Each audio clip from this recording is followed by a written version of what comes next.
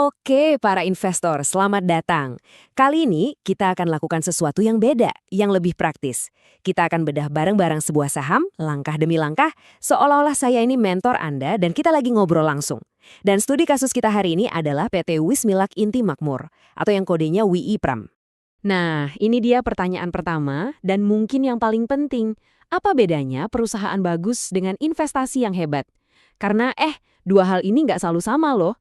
Perusahaan yang produknya kita suka, belum tentu sahamnya bagus untuk dibeli.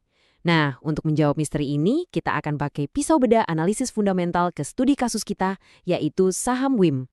Oke, kita mulai dari langkah paling dasar. Anggap saja ini kayak medical check-up. Sebelum kita memutuskan untuk berinvestasi jangka panjang, kita wajib periksa dulu kesehatan finansial perusahaannya. Yuk, kita intip hasil lab dari laporan keuangan terbaru WIM untuk tahun buku 2025. Dan wow, data pertama yang kita lihat langsung bikin kita melek. Laba bersihnya terbang 40,3%. Ini bukan sekedar angka pertumbuhan biasa ya. Ini sinyal kuat kalau mesin bisnis perusahaan ini lagi bekerja dengan sangat-sangat baik. Ingat, laba yang bertumbuh itu ibarat jantungnya investasi yang sehat. Sekarang coba kita lihat lebih dalam lagi angkanya.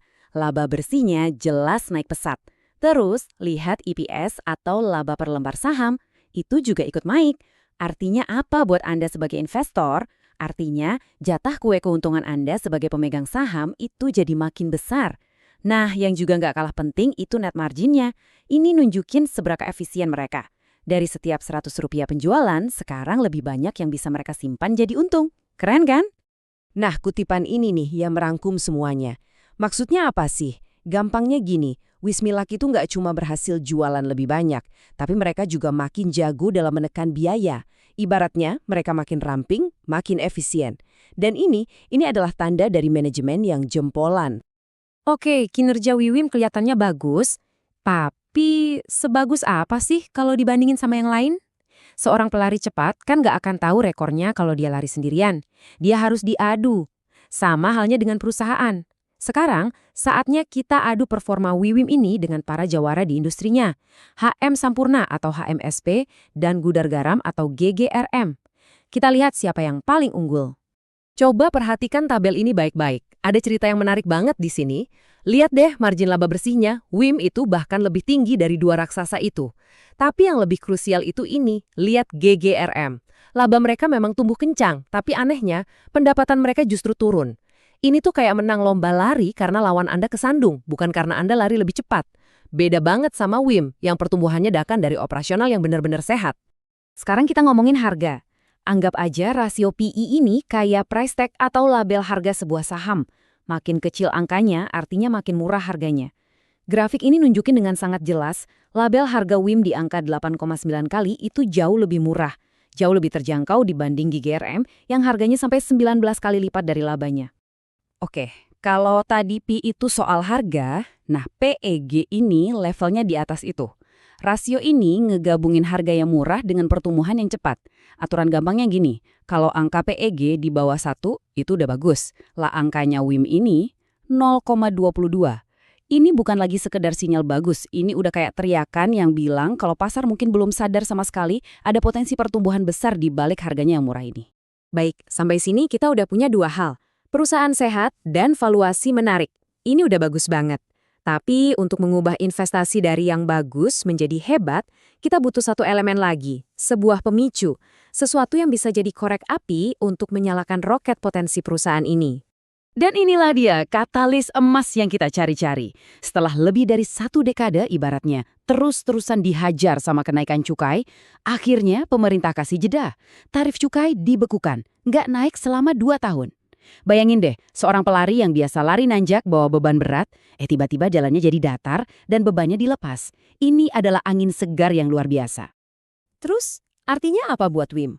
Sederhana. 1, margin keuntungan mereka jadi aman.